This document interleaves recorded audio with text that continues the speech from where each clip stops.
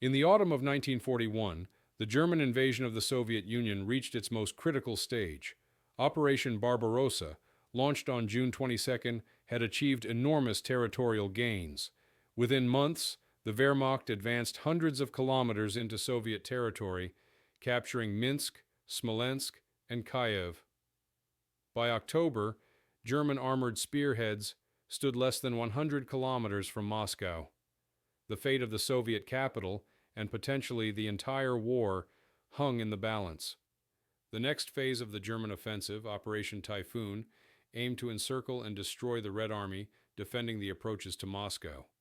One of the key objectives on this route was the town of Naro-Fominsk, a small industrial settlement on the Nara River, whose bridges and road networks formed one of the last natural defensive barriers before the capital. Strategically, Naro-Fominsk was more than a name on the map. It lay along the Warsaw Highway, one of the main arteries leading directly to Moscow from the southwest. The area's terrain, dense forests, rivers, and marshes, provided a strong defensive line if properly fortified. Yet by the time German forces approached in mid-October, Soviet defenses were incomplete and undermanned. The front had been broken repeatedly in the Vyazma and Bryansk encirclements, where nearly 1 million Soviet troops were killed or captured. The German command believed that the Red Army was finished as an organized fighting force. Army Group Center, under Field Marshal Fedor von Bock, received direct orders from Hitler to capture Moscow before winter. General Heinz Guderian's 2nd Panzer Army advanced from the south, while the 4th Army under General Feldmarschall Günther von Kluge pressed from the west toward the Nara River. The Soviet situation was dire. The Western Front, commanded by General Georgy Zhukov, was hastily reconstituted after catastrophic losses. Many divisions consisted of raw recruits and poorly trained militia from Moscow and the surrounding oblasts. Supplies were scarce, and the withdrawal had left few heavy weapons intact. Yet morale remained high. The defense of Moscow was not just a military objective. It had become a national symbol of resistance. The Soviet government declared martial law in the capital and evacuated key industries eastward. Stalin chose to remain in Moscow, a gesture meant to signal defiance. The Naro-Fominsk sector was assigned to the 33rd Army, commanded by Lieutenant General Mikhail Yefremov. His forces numbered approximately 40,000 men, supported by limited armor and artillery. Opposing them was the German 4th Army's advance guard, including the 258th Infantry Division, elements of the 10th Panzer Division, and motorized regiments with air support from the Luftwaffe's 8th Air Corps. The disparity in experience and mobility was severe. Soviet troops, by contrast, were still reorganizing defensive positions while retreating from earlier battles. Weather began to play a decisive role. By late October, heavy rains turned the ground into thick mud, slowing mechanized movement. German vehicles became mired in the terrain, and supply convoys struggled to deliver fuel and ammunition.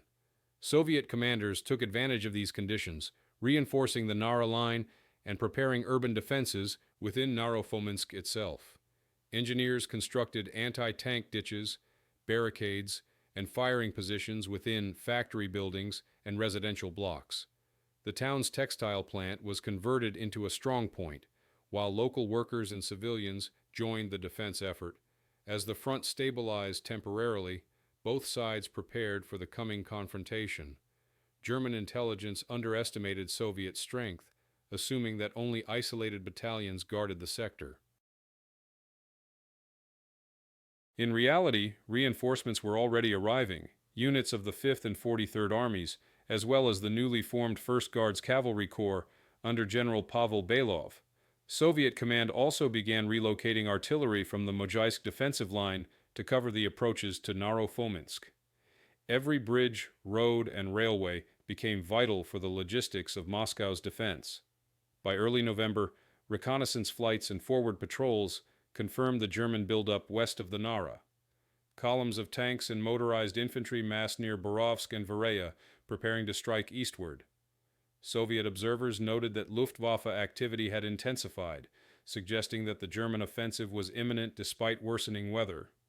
Meanwhile, Soviet morale was bolstered by the arrival of reinforcements from Siberia, fresh, well-equipped troops accustomed to winter conditions.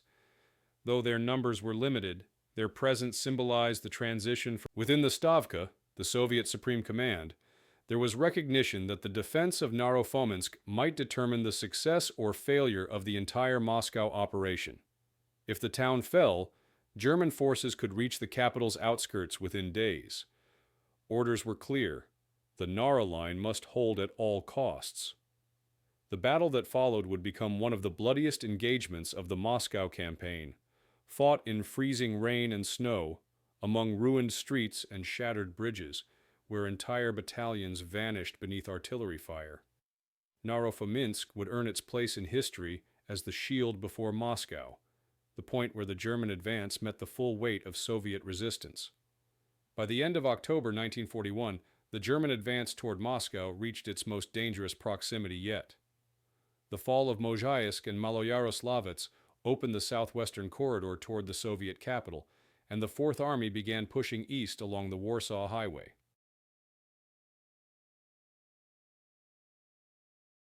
The town of Narofominsk, though modest in size, now became the next natural defensive anchor between the German spearheads and Moscow.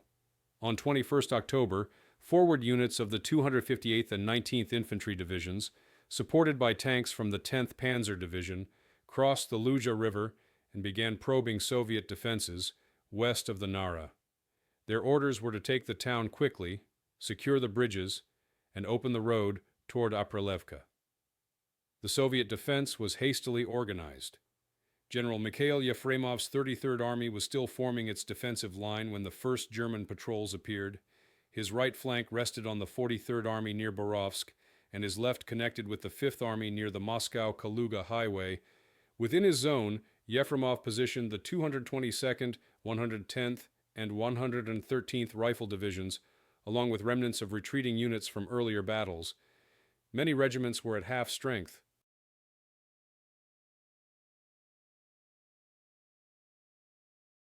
Equipment shortages were critical. Several artillery batteries possessed only a handful of shells per gun. Even so, morale remained firm. Yefremov, a veteran of the Spanish Civil War, instructed his officers that no retreat is permitted beyond the Nara. The first major engagement began on 20-30 October, when the German 10th Panzer Division attacked from the southwest. Tanks attempted to cross the river near Kamenskoe, but met heavy resistance from Soviet anti-tank guns positioned on the eastern bank. German engineers managed to establish temporary bridges under cover of artillery fire, and by evening, elements of the 86th Infantry Regiment had gained a foothold east of the Nara. The Soviet command responded immediately. The 113th Rifle Division counterattacked, supported by a handful of KV and T-34 tanks from the 18th Tank Brigade. Air power played an increasing role in these engagements. The Luftwaffe conducted continuous bombing runs against Soviet rear areas, targeting ammunition depots and bridges. Soviet air defense was minimal. Weather and lack of aircraft reduced effectiveness. Yet German air superiority was not absolute. The arrival of the 6th Fighter Aviation Regiment, equipped with Yak-1s, provided some relief to the ground troops, occasionally intercepting German bombers over the front. The terrain itself became an ally to the defenders. The Nara River Valley was surrounded by marshy lowlands and thick forest, severely limiting the maneuverability of tanks. German advances often bogged down, forcing infantry to proceed on foot through knee-deep mud. Supply lines grew strained. Trucks carrying fuel and ammunition frequently became immobilized. Soviet reconnaissance units exploited this by ambushing convoys and cutting telephone lines.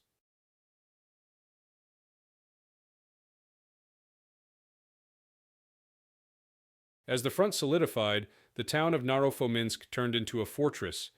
Civilians assisted the army by constructing barricades, laying mines, and reinforcing cellars for use as command posts and medical stations. Despite these efforts, the pressure mounted. On 24-25 October, the Germans launched a coordinated attack with the goal of encircling the Soviet defenders. The 258th Infantry Division attacked from the northwest, while the 19th pressed from the south. Fierce battles erupted near the villages of Afanasovo and Akulovo. Soviet units fought tenaciously, but repeated artillery barrages inflicted severe casualties. By 26th of October, German forces had penetrated the outer defenses of Naro-Fominsk and entered the western outskirts. Street fighting broke out almost immediately. For the soldiers defending the town, the conditions were appalling. Buildings collapsed under artillery fire, and visibility was reduced by smoke and snow. Communication between units was often lost, forcing local commanders to act independently. The 222nd Rifle Division, defending the northern sector, was cut off from headquarters for 2 days. Still, the Soviet garrison refused to withdraw. Reinforcements from the 18th and 93rd Rifle Divisions arrived from the rear, counterattacking at dawn and halting the German advance. The situation changed again on 27th of October when temperatures dropped sharply, freezing the ground and allowing tanks to move freely once more. The 10th Panzer Division exploited this, renewing the offensive with over 60 tanks supported by motorized infantry. They succeeded in capturing several blocks in western Narofominsk, including the textile factory and railway station. The Soviet command, realizing the danger, fighting raged throughout the night, and by morning the Soviet troops managed to recapture most of the lost positions. Both sides suffered heavily. German reports indicate that during 3 days of fighting, over 600 men were killed or wounded, and 18 tanks were destroyed. Soviet losses were greater, nearly 1,500 casualties in the same period, but morale remained unbroken. Stalin's Order No. 0428, issued on 28 of October, demanded that every town and village be defended to the last soldier. This directive became the guiding principle for Yefremov's army. By the end of the month, the front stabilized along the Nara.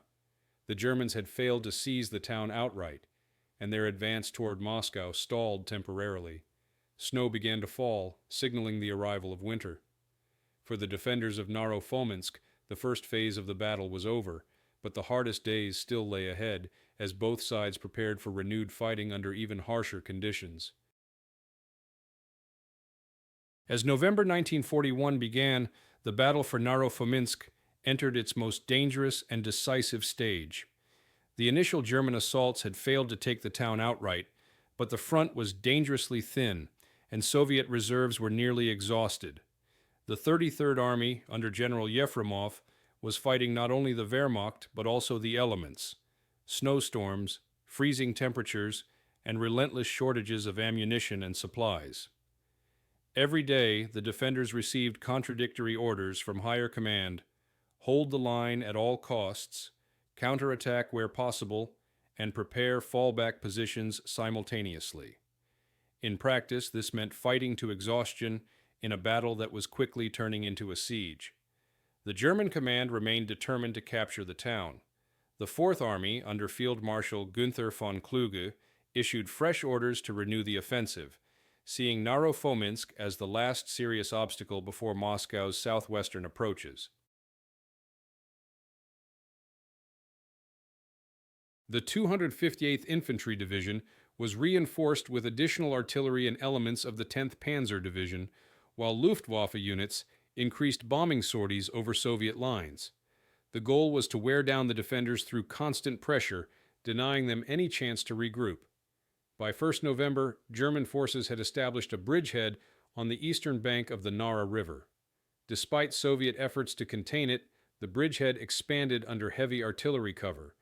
The 19th Infantry Division attacked from the southwest, attempting to envelop the Soviet positions near Akulovo and Kamenskoe. The defenders, primarily from the 110th and 113th Rifle Divisions, were forced to fall back toward the town center. Each building became a strong point. Stairwells were fortified with sandbags, and windows were turned into firing slits. Fighting was continuous, often at ranges of only a few meters. German reports from the period described Naro-Fominsk as a nest of resistance. Progress through the ruins was painfully slow. Soviet machine guns hidden in basements and attics inflicted heavy casualties, while snipers operated from the towers of the textile factory and church. Soviet mortars shelled the narrow streets whenever German infantry attempted to advance. The town's geography, built along both sides of the Nara with several bridges connecting the banks, favored the defenders. When German tanks attempted to cross, Soviet engineers detonated charges, collapsing bridges under their weight. For 3 consecutive days, the front line ran through the very center of the town, changing hands multiple times. Meanwhile, the Soviet command rushed reinforcements from Moscow.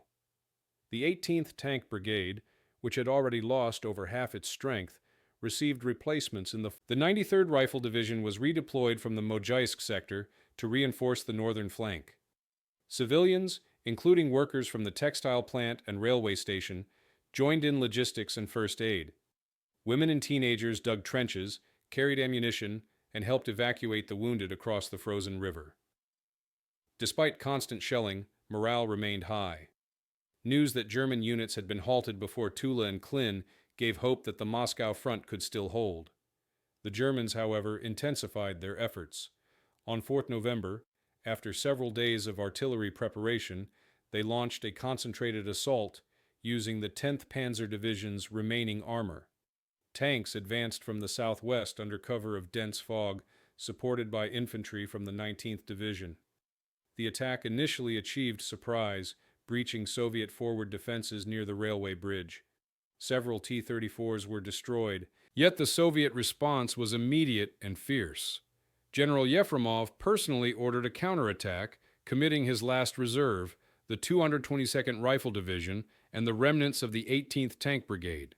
The counterattack struck the German flank near the Nara crossing, cutting off their forward elements and forcing a withdrawal by nightfall.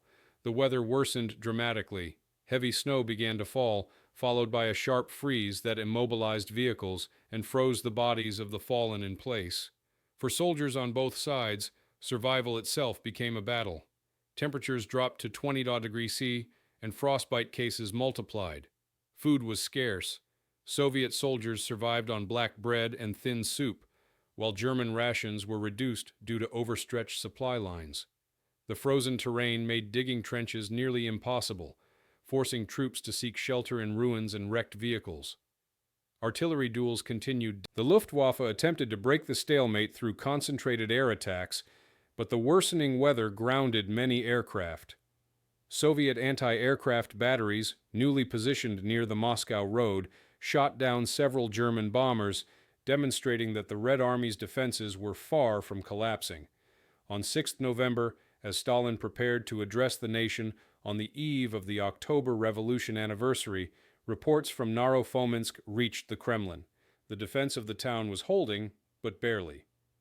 Stalin ordered that reinforcements from the 5th Army's Reserve, the 1st Guards Cavalry Corps under General Pavel Belov, be redirected toward Naro-Fominsk to stabilize the front. The arrival of Belov's cavalry on 7 November marked a turning point in the local fighting. Moving through deep snow and forest paths, the corps struck German supply columns west of the Nara, disrupting their logistics. Simultaneously, partisan detachments operating behind German lines sabotaged bridges and communication lines, adding further strain to the attackers. The Germans, despite their tactical superiority, now faced a mounting logistical crisis. The supply convoys could not keep pace with the consumption of fuel and ammunition. For the Soviet defenders, these developments brought a brief respite, but no relief. The 33rd Army's strength had been reduced by nearly half. Entire regiments were down to a few hundred men, yet even in this depleted state, the Soviet front did not break. Reinforced by cavalry and tank units, the defenders repelled a renewed German assault on 8 to 9 November. The fighting expanded to nearby villages, Yermolino, Afanasovo, and Apralevka, where local militia units joined the regular army in holding back the enemy. By mid-November, it was clear that the German momentum had faltered. Operation Typhoon had consumed enormous resources without achieving its main objective.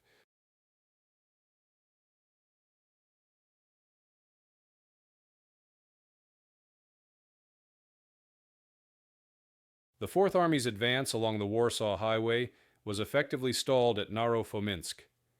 Reports to the German High Command admitted significant resistance and deteriorating conditions, though Hitler continued to insist that Moscow would fall before year's end. For the men on the ground, however, the reality was unmistakable. Winter had arrived, and the Soviet defenses were hardening with it. The Battle of Naro-Fominsk was now entering a new phase. The Germans, frustrated by the lack of progress, prepared one final offensive to seize the town before winter fully set in. The Soviets, battered but unbroken, readied themselves for another stand. Both sides understood that what happened on this narrow front would determine whether the road to Moscow would remain closed or open once more. In the second week of November 1941, Army Group Center was still under orders from Hitler to take Moscow before the onset of full winter, and the Fourth Army's inability to secure this small but strategically vital town had become a serious embarrassment. The 10th Panzer Division, 19th and 258th Infantry Divisions were reorganized and reinforced with artillery and engineers. Despite worsening weather, Field Marshal von Kluge demanded that the town be taken at any cost. His staff believed that the Soviet defenders were near collapse after weeks of attrition. The plan was simple: a pincer assault from the south and northwest to encircle the town, supported by direct airstrikes to destroy any remaining resistance. On the Soviet side, General Yefremov's 33rd Army was in no better condition. Ammunition stocks were dangerously low, medical supplies nearly gone, and several divisions were operating at less than 50% strength.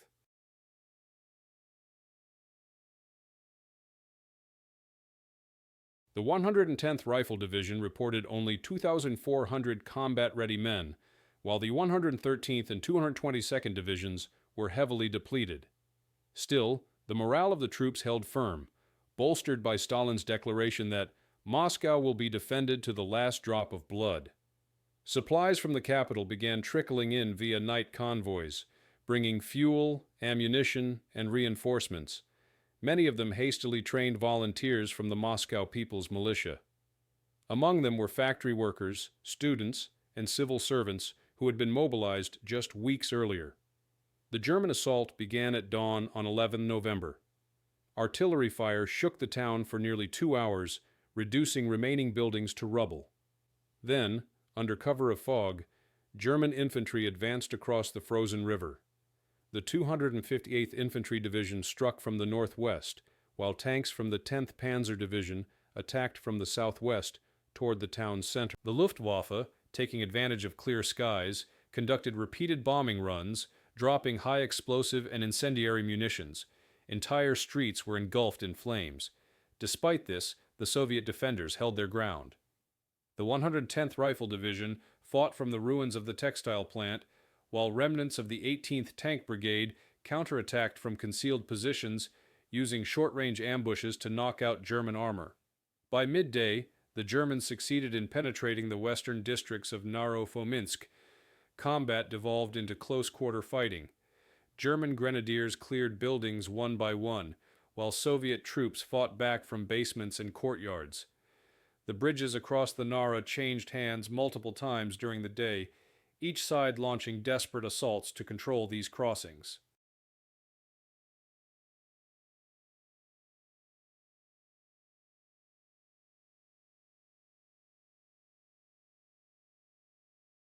The 19th Infantry Division attempted to outflank the defenders by seizing the village of Tashirovo to the south, but was met by elements of the 1st Guards Cavalry Corps, newly arrived from the rear. Belov's cavalry launched a sudden countercharge, cutting into German supply lines and forcing them to divert units from the main attack. The following night, temperatures dropped below 25 degrees C. Soldiers froze in trenches and shell holes, unable to move due to sniper fire. Frostbite became as deadly as the bullets themselves. German armored vehicles stalled in the cold, while Soviet guns malfunctioned due to frozen lubricants. Both sides struggled to survive in the numbing cold. The dead were left unburied, their bodies forming makeshift barricades in the streets. Soviet engineers worked through the night to repair the demolished bridges and bring in limited reinforcements.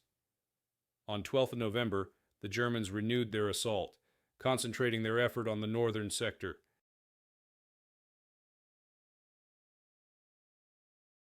They deployed flamethrowers and heavy mortars to clear Soviet positions. Entire blocks were consumed by fire. Yet for every street captured, Soviet counterattacks reclaimed it by nightfall. The 222nd Rifle Division, reduced to barely 1,000 men, fought with remarkable determination. When their ammunition ran out, defenders resorted to grenades, Molotov cocktails, and even bayonets. The Soviet artillery, positioned on the eastern bank of the Nara, continued to shell the German advance, causing severe casualties but further devastating the town. By 14th November, the Germans managed to capture several key positions, including the western bridgehead and the railway station. They also attempted to encircle the Soviet garrison from the north, advancing through the villages of Afanasovo and Shibankovo. However, reconnaissance from the 33rd Army detected the maneuver in time. Soviet reserves, elements of the 5th Army, and local militia counterattacked. In the ensuing battle, fought in dense forest under heavy snowfall, the Germans were driven back, losing several tanks and hundreds of men. The Luftwaffe's attempts to break the deadlock proved ineffective. Low visibility and Soviet anti-aircraft fire disrupted bombing runs. German reports noted increasing fuel shortages and maintenance problems. The continuous cold caused mechanical failures across the front. Meanwhile, Soviet resistance was stiffening. Reinforcements from the 43rd Army arrived from the north, and artillery units near Aperlevka began bombarding German supply depots and staging areas. The once mobile German offensive was bogged down in static, attritional warfare, precisely the type of conflict the Wehrmacht had sought to avoid. Despite mounting losses, von Kluge pressed for one last effort to seize the town, before winter rendered further operations impossible.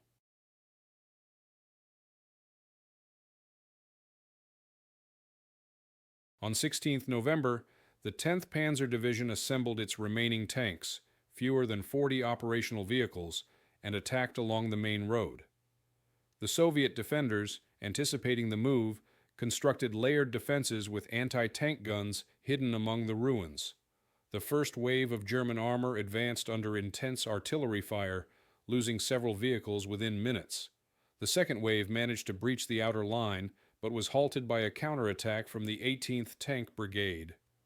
In brutal close-range fighting, T-34s and KV-1s engaged German panzers at less than 300 meters, often ramming or firing point-blank through walls. By nightfall, the offensive had stalled completely. German divisions reported catastrophic losses, nearly 2,000 casualties in 3 days of fighting. Soviet losses were even higher, exceeding 4,000 men, but the line held. The town was reduced to ashes, factories, schools. Still, the Nara River remained in Soviet hands. With the offensive's failure, the German command reluctantly ordered a shift to defensive positions. The once confident plan to reach Moscow before winter had disintegrated amid snow, mud, and unyielding resistance. For the Red Army, the survival of Narofominsk represented not just a tactical success, but a vital psychological victory. The shield before Moscow had held. Soviet troops, exhausted and frostbitten, now prepared for the next phase, turning defense into counteroffensive. The German army, for the first time since June, was no longer advancing. The battle lines froze along the Nara, marking the beginning of the end of the German drive to Moscow. By late November 1941, the Battle of Naro-Fominsk reached its final and most punishing phase. The German advance had stalled. The once industrial town was now a landscape of ruins, shattered brick walls, frozen corpses, and streets buried beneath snow and debris. The front line divided what was left of the settlement, with Soviet troops holding the eastern bank of the Nara River and German units entrenched on the western outskirts. Both armies, exhausted and near breaking point, faced a deadly stalemate that would last for weeks.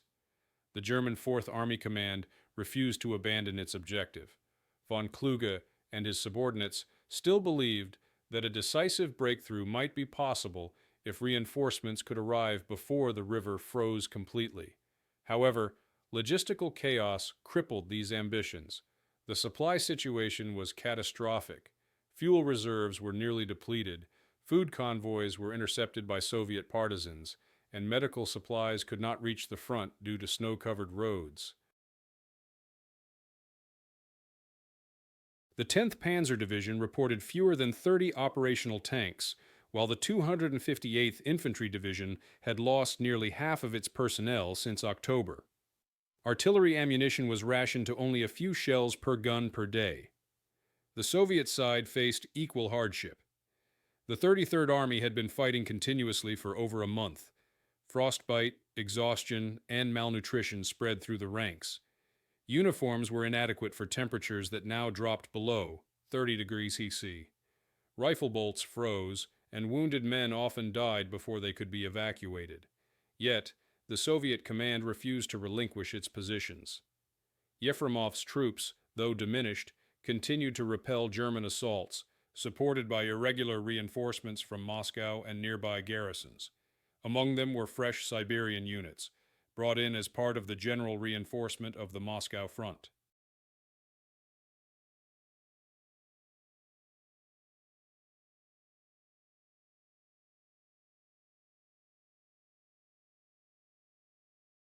Trained for winter warfare, and well-equipped with padded uniforms and skis, their arrival tipped the local balance slightly in favor of the defenders.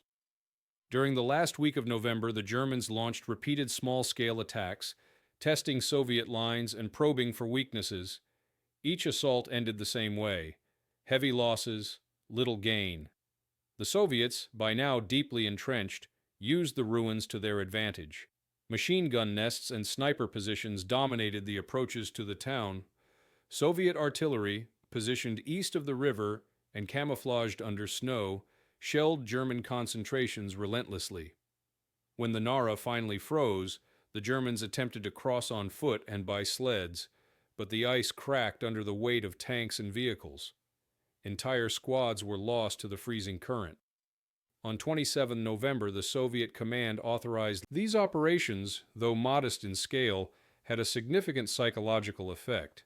Supported by newly arrived units of the Fifth Army and Belov's cavalry, the Soviet forces advanced westward, reclaiming several villages and pushing the front line back by several kilometers. In one engagement near Afanasovo, the 18th Tank Brigade destroyed a German convoy of ammunition trucks, further crippling the enemy's supply chain. German reports from early December acknowledged a growing sense of fatigue and defeatism among the troops, who now realized that the offensive on Moscow had failed. As December began, the weather worsened even further. Blizzards blanketed the front, visibility dropped to zero, and communication lines were severed. Both sides suffered from the cold more than from enemy fire. Horses froze in their harnesses, and engines had to be run constantly to prevent fuel from congealing.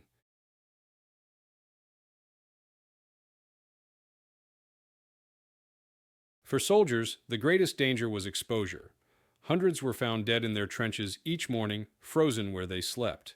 In this environment, the will to continue fighting became a test of endurance rather than strategy. Meanwhile, intelligence reports indicated that Soviet reinforcements were arriving along the entire Western Front. Unknown to the Germans, the Stavka had been secretly preparing a massive counteroffensive. The defense of Naro-Fominsk had not only delayed the German push toward Moscow, but also bought precious time for the Red Army to regroup and reorganize. Soviet planners now viewed the Nara line as a potential springboard for the upcoming counterstroke that would begin in early December. By the time the first Soviet offensive orders were issued on 1st of December, the German divisions around Naro-Fominsk were near collapse. Their attempt to storm the town had failed, and their defensive positions were thinly manned.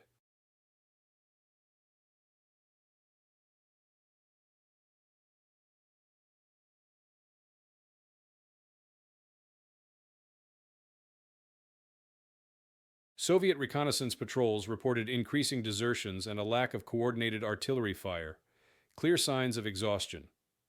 On 3rd December, Soviet units launched a series of localized attacks across the front, forcing the Germans to retreat westward. By 4th December, the town was once again fully under Soviet control. The Battle of Naro-Fominsk ended not with a dramatic breakthrough, but with gradual attrition.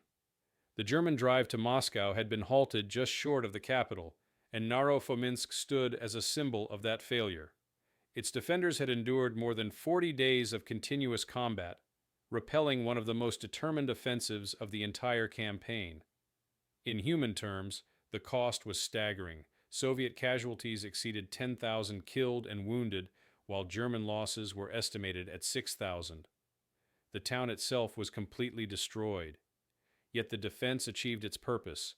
The shield before Moscow had held firm, and the momentum of the war was beginning to shift. The German retreat from Narofominsk coincided with the broader collapse of Operation Typhoon along the entire Moscow axis. By early December 1941, the Wehrmacht's advance, which had once seemed unstoppable, ground to a complete halt. The same units that had fought their way across half of Europe now faced annihilation in sub-zero temperatures and knee-deep snow. The fighting around Naro-Fominsk was no longer about taking ground, it was about survival. Exhausted, frostbitten, and undersupplied, German troops dug in west of the Nara River, forming hasty defensive lines in an attempt to hold off the inevitable Soviet counteroffensive. On 5th of December, the Red Army launched its long-prepared winter counterattack along the entire front. The 33rd Army, battered but unbroken, was assigned a critical role. General Yefremov's forces were ordered to pursue the retreating Germans and prevent them from establishing a new defensive line west. Reinforcements from the 5th and 43rd Armies arrived to support the advance. The Soviet troops, hardened by weeks of bitter fighting and bolstered by fresh Siberian divisions, began pushing forward through the snow-covered ruins. Their attacks were supported by increasing artillery fire and, for the first time in months, reliable air cover provided by the recently redeployed 6th and 32nd Air Divisions. The offensive began at dawn under blizzard conditions. Visibility was limited to a few dozen meters, concealing the Soviet movement until the last moment. The first strikes fell on the German strongpoints near Afanasovo and Kamensko. Soviet infantry, supported by light tanks and ski battalions, advanced through deep snowdrifts, outflanking the German trenches and cutting off retreat routes. German commanders attempted to regroup their scattered units, but their forces were too depleted.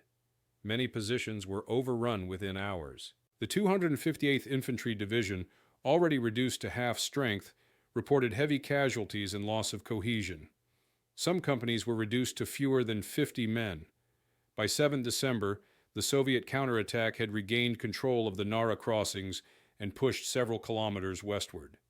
The German lines crumbled under the relentless pressure.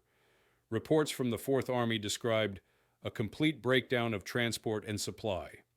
Vehicles froze in place, horses died from exhaustion, and ammunition dumps were abandoned in the snow. The German command tried to hold the line at Vereya and Borovsk, but Soviet pressure continued to build along the entire front. The Red Army, though suffering from the same harsh conditions, had regained its momentum. For the first time since the beginning of the war, Soviet troops were advancing rather than retreating. The recapture of Naro-Fominsk became a symbol. Newspapers published short communiques from the front, describing how German invaders were driven from the approaches to Moscow.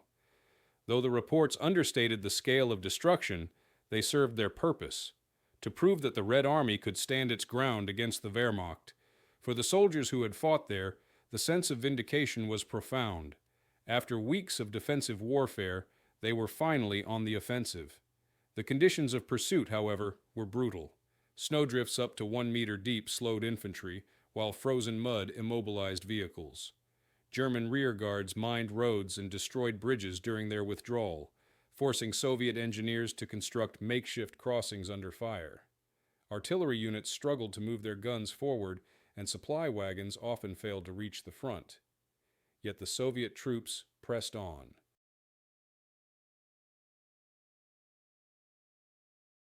The urgency came from the Stavka's directive to maintain pressure and prevent the enemy from regrouping before reinforcements could arrive from the west. By 10th of December, the Soviet advance extended beyond the immediate Naro-Fominsk sector. The 33rd Army's forward detachments reached Borovsk, while neighboring units of the 43rd Army closed in on Maloyaroslavets. The German 10th Panzer Division attempted to launch a counterattack with its remaining tanks, but was quickly repelled. Soviet anti-tank units, using well-camouflaged 45mm guns and Molotov cocktails, disabled several vehicles. In one engagement near Tashirovo, the Germans lost 15 tanks within an hour to concentrated fire from concealed Soviet positions. The Fourth Army was forced into a general withdrawal toward Gzhatsk and Vyazma. Hitler's refusal to authorize a full retreat compounded the disaster. Orders to hold every meter of ground resulted in unnecessary losses, as isolated units were surrounded and destroyed. In the Naro-Fominsk sector alone, over 2,000 German soldiers were captured during the Soviet pursuit. Many surrendered simply to escape the cold. For the Red Army, the victory at Naro-Fominsk was part of a larger transformation taking place across the front. The failures of the summer and autumn campaigns had been replaced by a newfound discipline and tactical maturity. The Soviet command had learned to exploit local advantages, terrain, weather, and the resilience of its troops, to counter the German edge in technology and experience. Artillery coordination improved, air support became more effective, and the integration of part of the ruins of Naro-Fominsk were filled with the remains of soldiers from both sides. Entire divisions existed only on paper. The town's civilian population, numbering around 57,000 before the war, had been reduced to a few hundred survivors. Most buildings were destroyed, and infrastructure lay in ruins.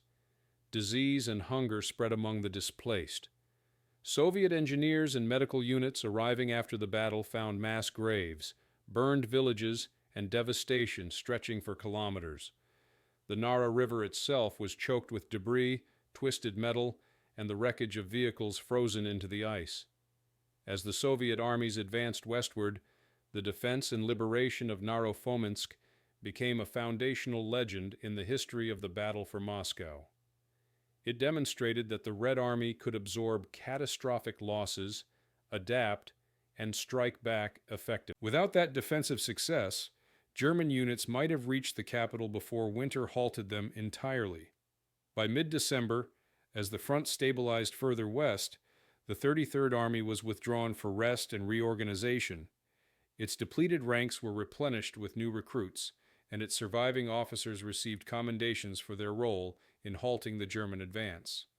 Naro-Fominsk, though destroyed, was officially declared a hero town of the Moscow defense. The soldiers who fought there, regular troops, militia, and civilians alike, had turned a small industrial settlement into one of the key defensive strongholds of the entire Eastern Front. The battle's outcome marked a decisive psychological shift, from desperate defense to confident resistance. For the first time in the war, it was clear that the German army could be stopped.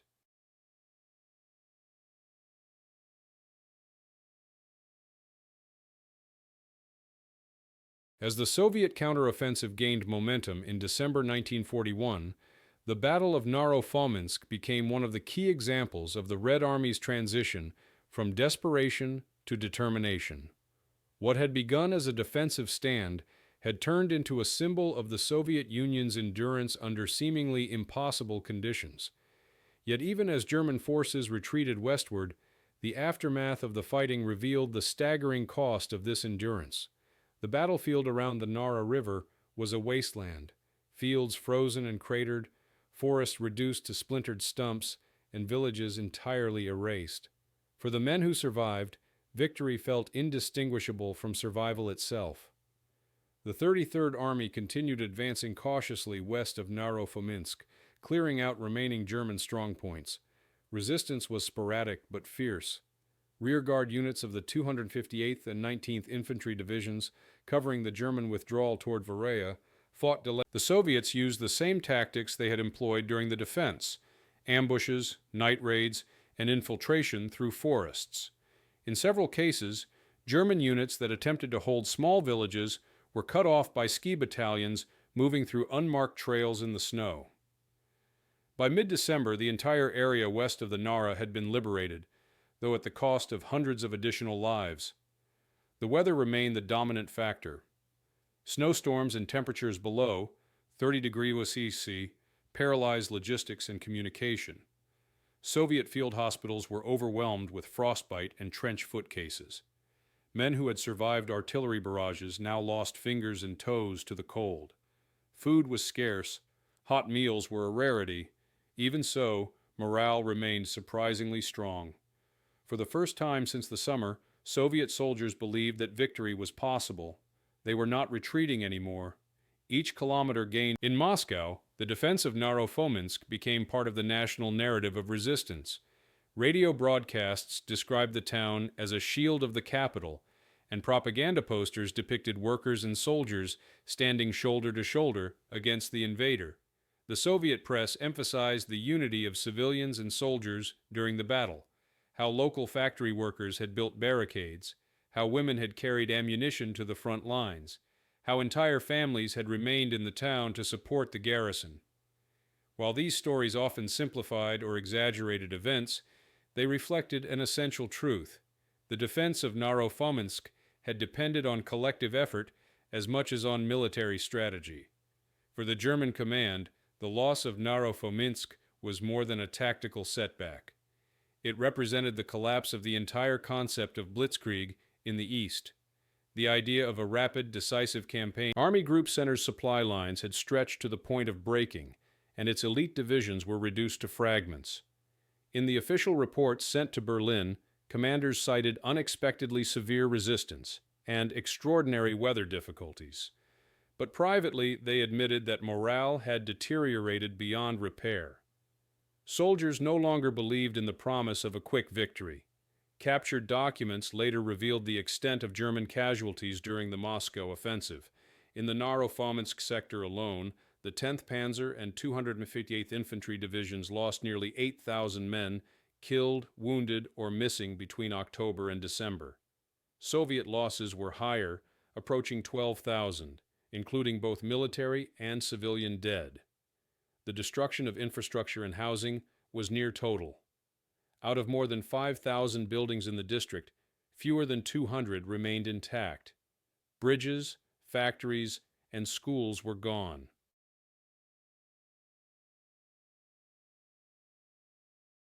The town's textile plant, once one of the region's largest employers, was reduced to a skeletal ruin that would not resume operation until 1944.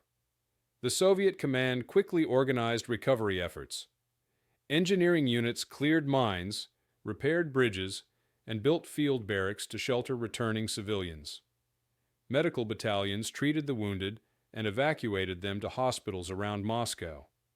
Food distribution began with the help of supply convoys sent from the capital.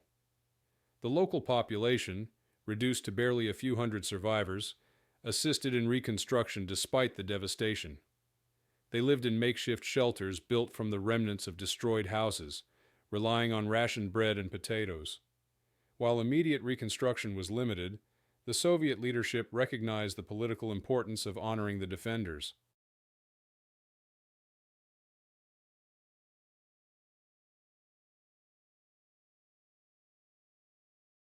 In early 1942, the Presidium of the Supreme Soviet issued commendations to units that had held Naro-Fominsk, including the 110th, 113th, and 222nd Rifle Divisions, the 18th Tank Brigade, and the 1st Guards Cavalry Corps. Many soldiers received medals posthumously.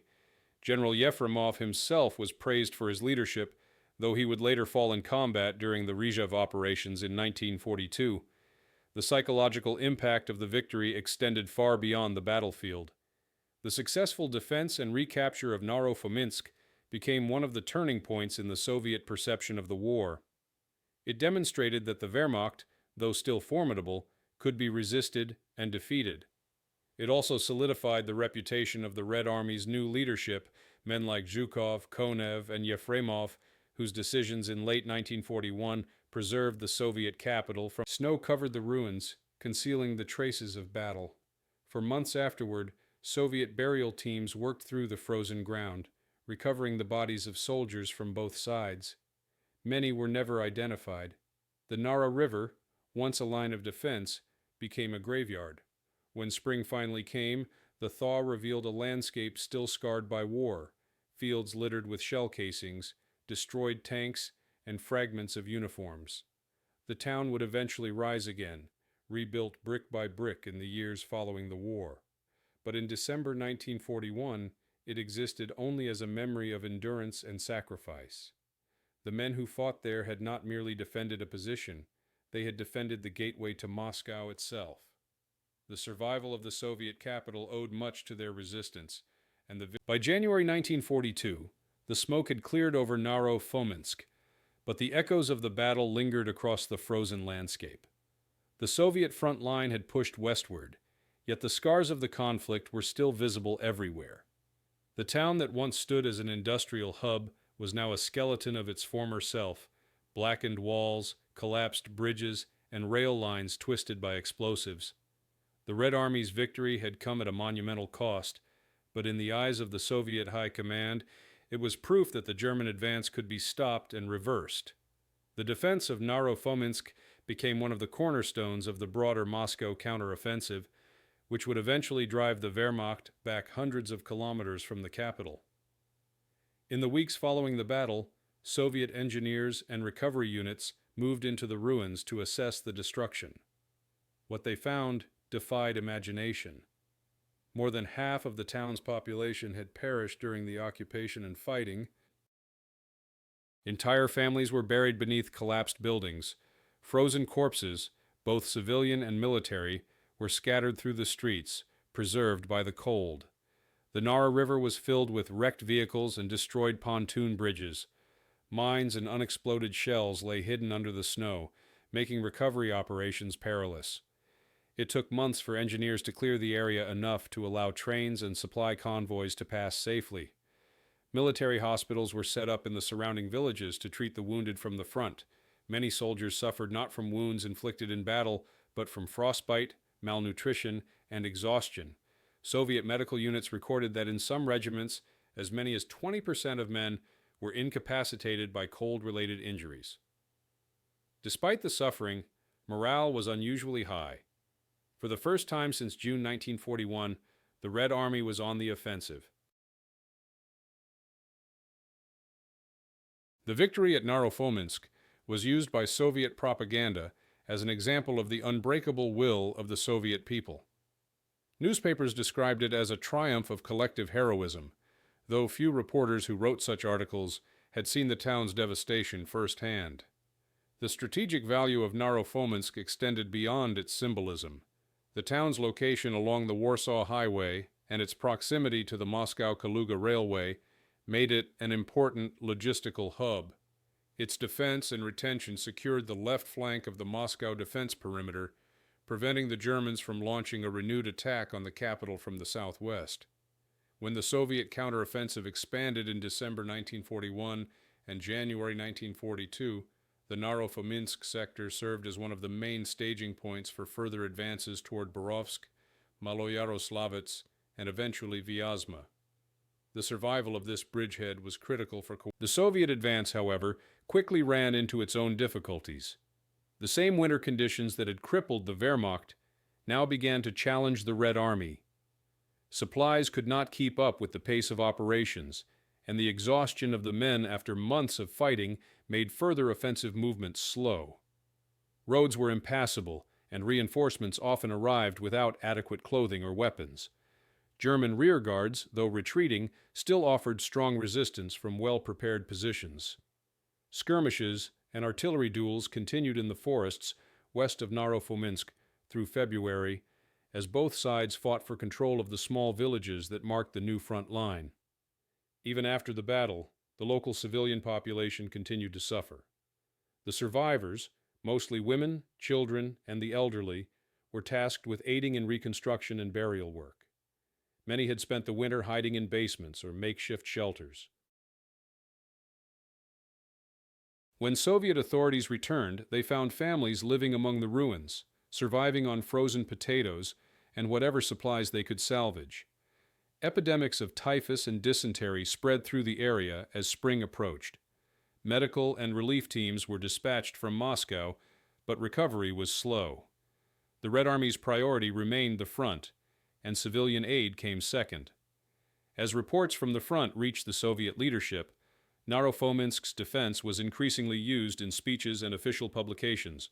Stalin himself referenced the battle indirectly in a radio address on 7th of January 1942, praising the defenders of the approaches to Moscow for halting the German invader. In military academies and newspapers, the engagement was studied as an example of urban defensive warfare, how a relatively small force, properly positioned and motivated, could withstand a mechanized offensive. The lessons learned from Naro-Fominsk informed Soviet tactics in later battles, particularly in Stalingrad and Sevastopol, where house-to-house fighting and urban resilience became defining features of the war. The German command, meanwhile, conducted its own grim analysis. The failure to capture Naro-Fominsk revealed not only the logistical weaknesses of the Wehrmacht, but also the underestimation of Soviet endurance. Reports from the Fourth Army noted the unexpected ferocity of Soviet resistance and the inability of German units to sustain offensive operations in extreme cold. Commanders criticized the inadequacy of winter supplies, poor coordination between armored and infantry units, and the inefficiency of air support. By the end of January, the German army's confidence in achieving a swift victory in the east had evaporated. The myth of blitzkrieg, so dominant in the early months of the campaign, had been shattered in the snows around Moscow.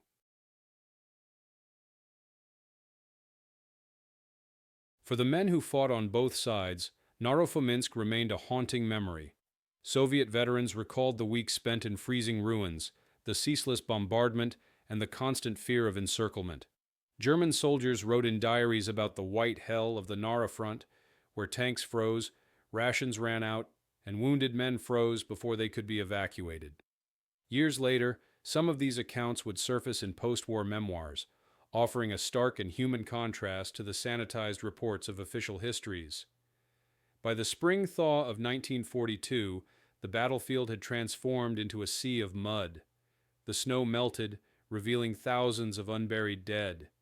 Teams of Red Army engineers and local civilians began the grim task of collecting remains.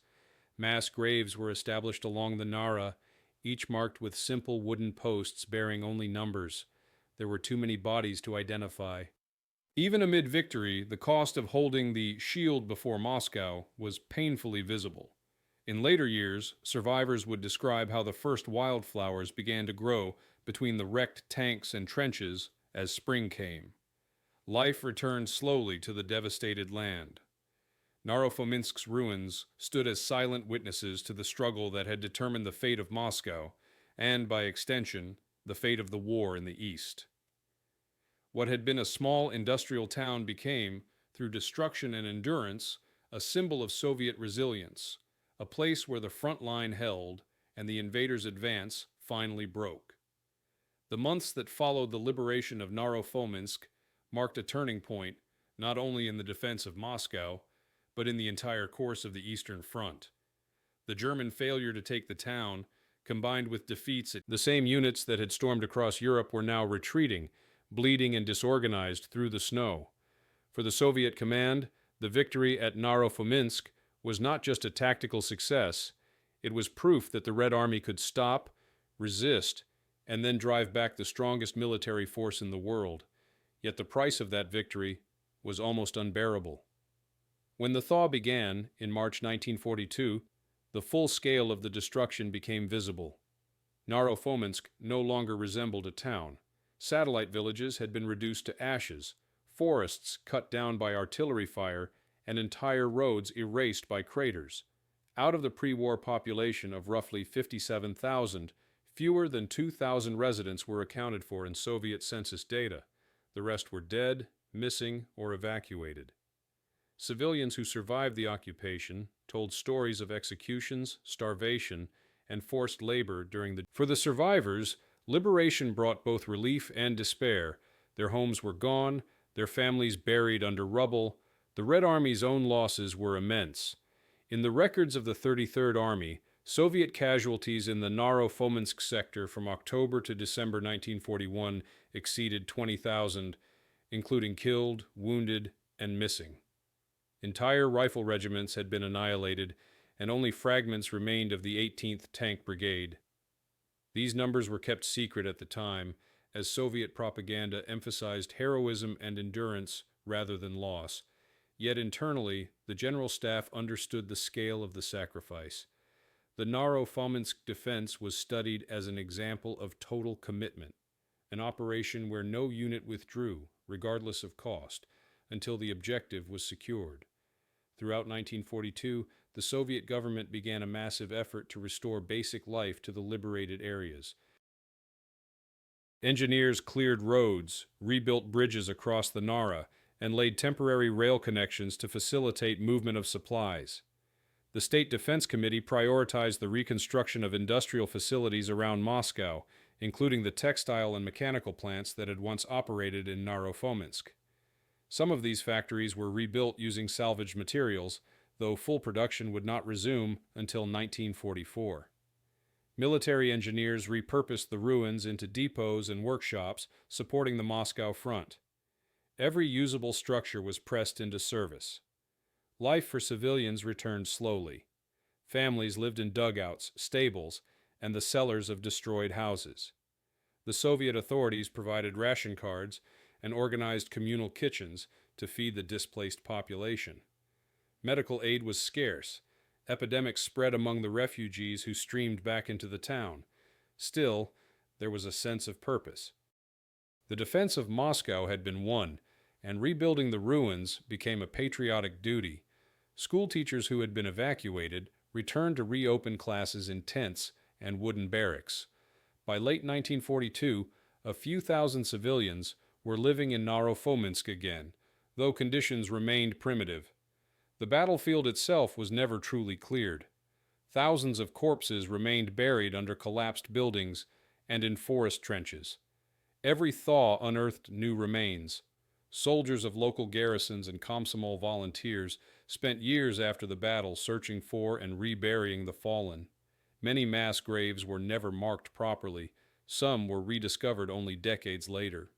Even into the 1950s, farmers plowing the land around the Nara River unearthed bones, helmets, and rusted rifles. The ground was saturated with For the Red Army, the lessons of Naro-Fominsk were incorporated into broader operational doctrine. The defense of the town had demonstrated the value of decentralized command under extreme conditions and the necessity of combined arms coordination in urban combat.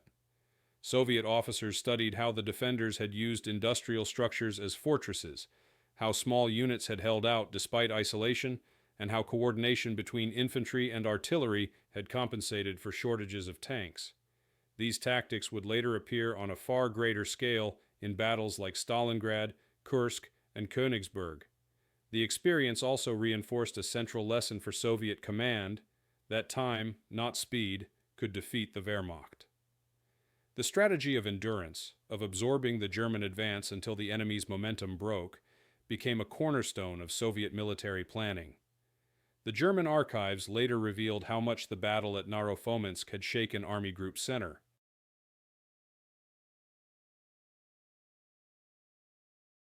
Internal reports described the unexpected tenacity of Soviet forces and the collapse of German morale under the winter campaign. Officers noted that soldiers were ill-prepared for the cold and lacked proper clothing or winter fuel. Tank divisions reported more losses from frostbite and engine failure than from enemy fire.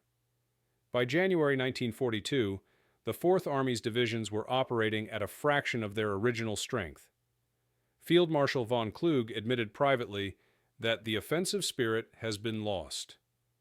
The High Command's inability to adapt to prolonged winter warfare and its failure to supply troops adequately contributed to the general retreat that followed. The propaganda value of the Naro-Fominsk victory was enormous. In early 1942, Soviet newspapers and radio broadcasts began to portray the battle as a defining episode of the Battle for Moscow. Though officially overshadowed by more famous names like Tula and Klin, Naro-Fominsk was frequently cited in the Red Army's communiques as one of the key sectors where the fascist invader was stopped. Photographs of the town's ruins and of soldiers raising the Soviet flag over its burned-out buildings were published nationwide. The defenders were honored as heroes, though few of them lived to see peace. The 110th, 113th, and 282nd Rifle Divisions were awarded Guard status for their actions, and several commanders received decorations. In post-war years, the memory of Naro-Fominsk evolved from a military story into a civic legend. The town's reconstruction became a symbol of Soviet resilience. During the late 1940s, brick factories and textile mills were rebuilt with the labor of... Streets were renamed after units and officers who fought in the battle: Yefremov Street, Guards Avenue, Tankistov Lane. Memorial plaques were installed in the rebuilt factories, commemorating workers who had fought and died in defense of the town. On the banks of the Nara, a large mass grave was transformed into a memorial site, where local residents gathered each November to honor the fallen. Yet beneath the patriotic narrative, a deeper silence persisted. The true scale of the losses, both military and civilian, was never fully acknowledged during the Soviet period. Archival documents released decades later revealed that entire divisions were wiped out during the battle, with casualty rates exceeding 60%. For many families, the fate of their relatives remained unknown.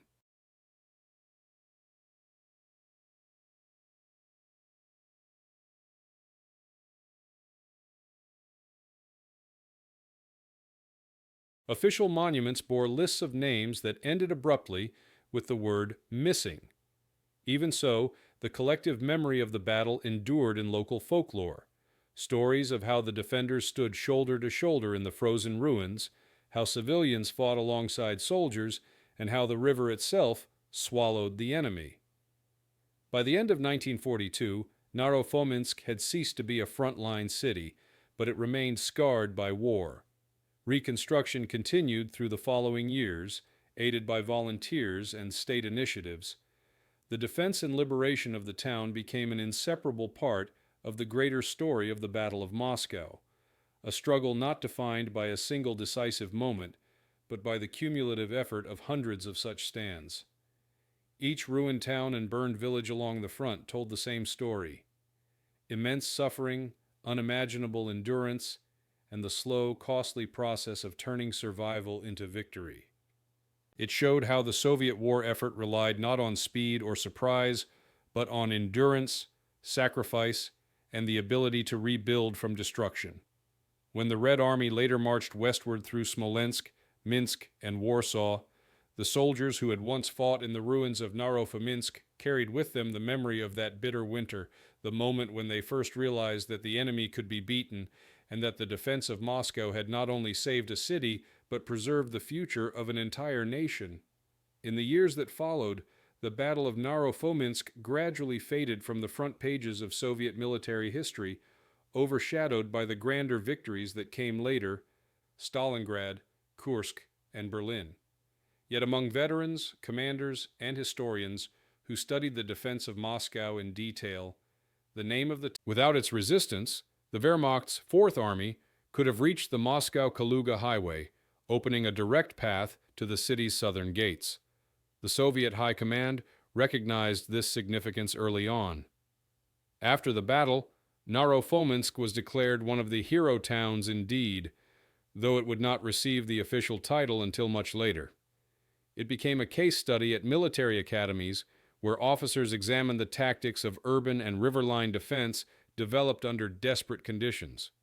Soviet doctrinal papers from 1943-44 cited Naro-Fominsk as a prototype defense node, emphasizing the coordination of artillery fire with infantry maneuver in broken terrain. This practical lesson informed Soviet defensive planning across multiple fronts, particularly during the Rzhev-Vyazma operations and the later push toward Smolensk. For the local population, however, the war left a deeper and more personal legacy. Reconstruction throughout the 1940s and 1950s transformed Naro-Fominsk from a shattered ruin into a functioning industrial town again. Textile mills, destroyed during the fighting, were rebuilt and expanded, forming the backbone of the region's post-war economy. Veterans returning from the front often joined in reconstruction brigades, working beside civilian laborers and war widows. The scars of the occupation remained visible. Unexploded shells were still found in foundations, and many residential districts were built directly atop old trenches. Yet the rebuilding process itself became a moral victory, a demonstration that what had been burned could be made whole again. In Soviet historiography, the defense of Naro-Fominsk came to represent the unity of the Red Army and the people. Wartime propaganda films and books emphasized the cooperation between soldiers and civilians, portraying them as one collective force. By the 1960s, monuments began to appear throughout the town. Obelisks, eternal flames, and plaques listing the names of fallen regiments. The Central Memorial Complex on the Nara River was unveiled in 1965, marking the 20th anniversary of victory. It contained the remains of thousands of unidentified soldiers recovered from the surrounding forests. Veterans of the battle attended the ceremony, many visiting the site for the first time since 1941. In the decades that followed, the story of Naro-Fominsk continued to evolve. As archives opened gradually after the war, researchers began to uncover detailed records of the battle. Reports from the 4th German Army described the engagement as one of the most grueling in the Moscow campaign, citing heavy losses and the complete breakdown of supply chains in freezing conditions. Soviet documents, meanwhile, revealed the logistical chaos, communication breakdowns. Together, these records painted a picture not of flawless heroism, but of endurance under unimaginable strain. An episode where confusion and courage existed side by side. In the post-Soviet era, renewed interest in the local history of the Great Patriotic War led to new memorial efforts. Excavation teams and military historical societies began systematic searches for the remains of missing soldiers. Modern researchers estimate that more than 12,000 Red Army soldiers fell within a 15-kilometer radius of Naro-Fominsk between October and December 1941. Annual expeditions continue to recover their remains, often identifying them through small metal medallions containing handwritten notes, a silent testimony to those who never returned. Each discovery is followed by a reburial ceremony, attended by descendants, students, and military personnel. Today, Naro-Fominsk stands as both a living town and a vast open-air memorial. Modern highways and housing developments cross what was once the front line, but beneath them lie the remnants of trenches, bunkers, and gun pits. The Nara River, once a frozen barrier of blood and ice, flows quietly through a landscape that has reclaimed its peace. Yet the memory endures in museum exhibits, local school programs,